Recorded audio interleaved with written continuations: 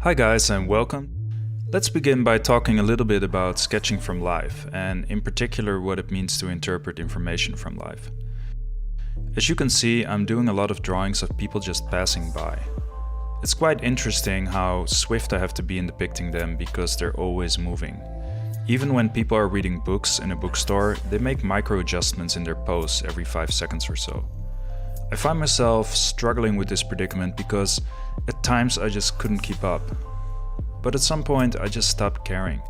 I reminded myself that I'm not just here to copy what I see, I'm here to capture a general impression of a figure in its environment and still the essence above all.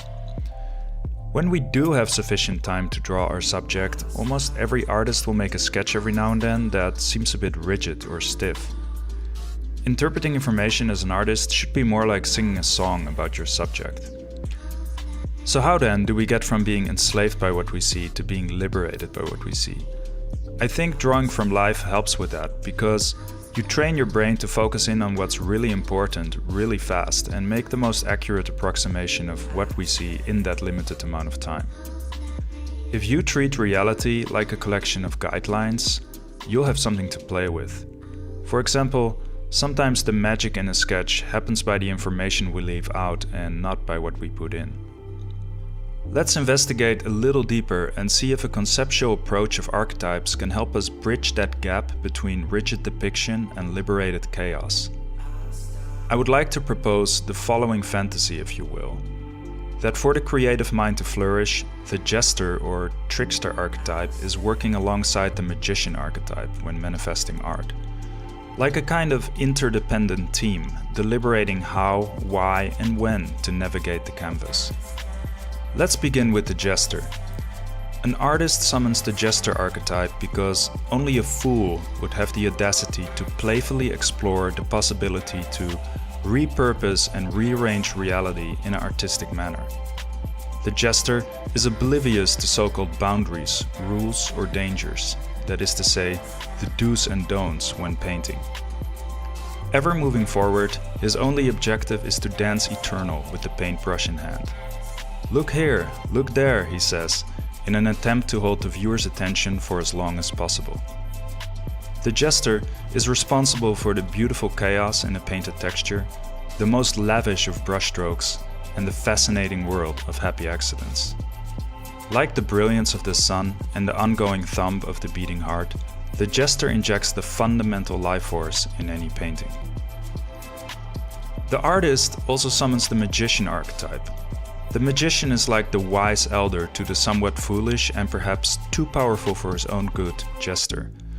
His role is to be the looking glass that focuses the radiant beams of the Jester into a structured and consistent whole. By utilizing hard-earned knowledge, wisdom, and razor-sharp intuition, the Magician makes use of the underlying workings that can be distilled from reality. He is the craftsman and the visionary that harvests his inspiration from the raw energy of the Jester. His alchemic tools of the trade can be summed up as the following. A thorough understanding of how light behaves in terms of physics, in relation to materials and their reflective properties. A mastery of composition by utilizing mathematical symmetry grids based on the root of phi. Mastery of contrast, value and color theory. An understanding of pattern, rhythm, unity and variety as a means to guide the eye of the observer and invoke a sense of beauty. In terms of narrative, motive and symbolic meaning inside a painting, both the Jester and the Magician draw their power from the many dimensions of experience, direct and primordial alike. In conclusion, I propose that art can become magical at that strange intersection where the wild, fearless curiosity of the Jester engages with the careful tinkering and wisdom of the Magician. When the pendulum swings too far in either direction, the artist will paint either too expressive or too confined. But when they meet each other halfway in a near-perfect alliance, an art can be observed that will blind you with beauty. An art so profound that for a moment your intellectual capacities will shut down. The still image has become a dance of the gods and is anything but still.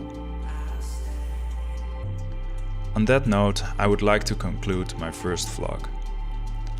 I hope it gave you something to think about and will inspire you to create. If you want to be ready for our next episode, feel free to subscribe to my channel with the ringer icon on.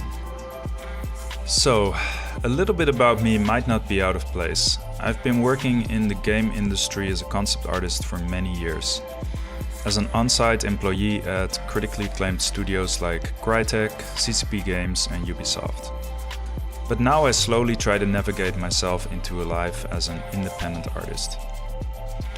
But whatever happens, it is my hope you will join me on my journey through art for as long as I'm able to create this content, and perhaps these videos can become a little bit a part of your journey as well.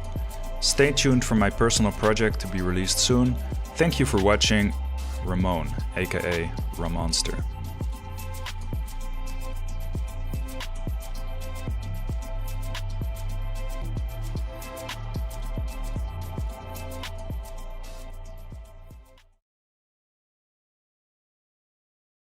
Hey guys, if you hop to my Patreon page, you can unlock a ton of exclusive content. So if you're interested, check it out and hope to see you there.